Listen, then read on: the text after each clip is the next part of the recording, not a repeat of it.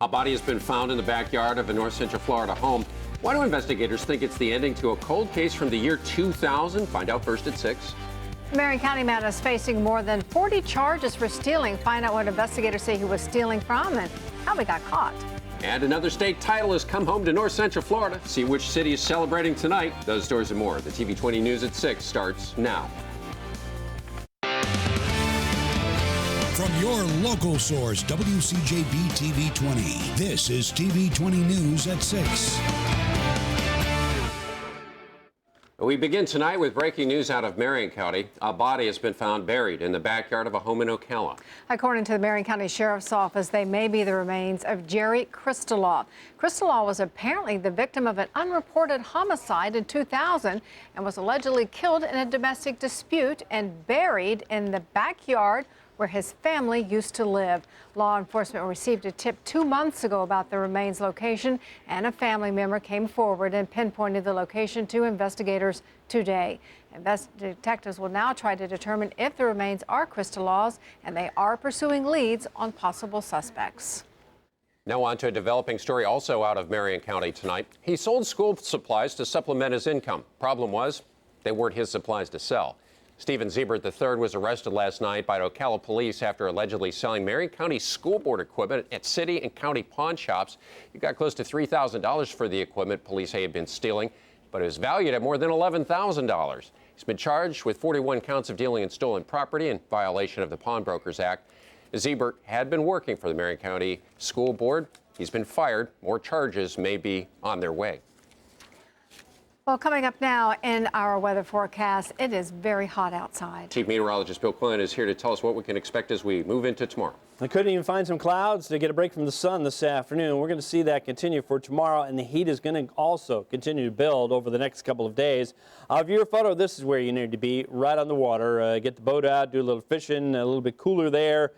Thanks, Cheryl, for that shot.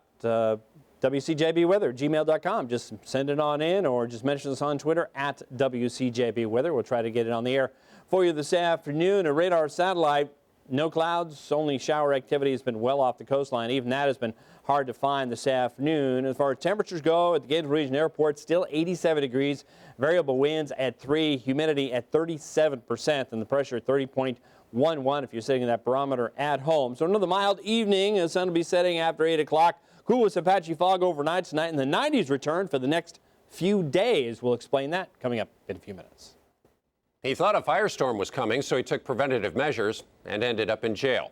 Gainesville police say Roger Welsh II claimed that God told him the state of Florida was about to be destroyed and that the president of Russia needed to be called in to save the Sunshine State. But before Vladimir Putin could be contacted, police say Welsh broke the glass to a fire extinguisher box inside the downtown parking garage and sprayed the extinguisher all over the top floor of the garage. Welsh, who turned 37 years old today, is in jail on $10,000 bond.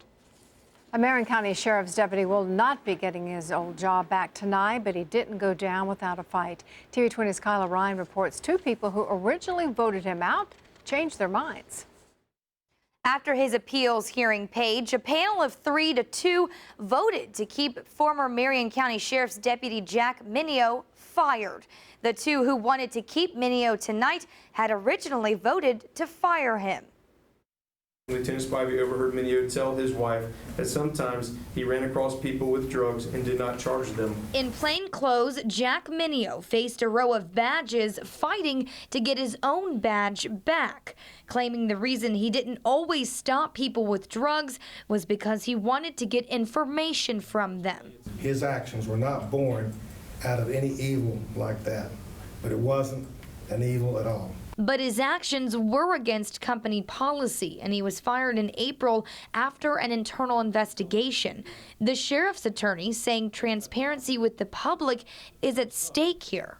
What are we going to tell our community if this type of conduct is acceptable and this employee remains funded by taxpayer dollars? What do you think the perception of the community is going to be? But Mineo's attorney says Sheriff Chris Blair's relationship with Mineo complicated things. That this decision was a very uncomfortable one for him because of his personal relationship with the family. I think that's why he probably called on the bureau chiefs and to put in their vote.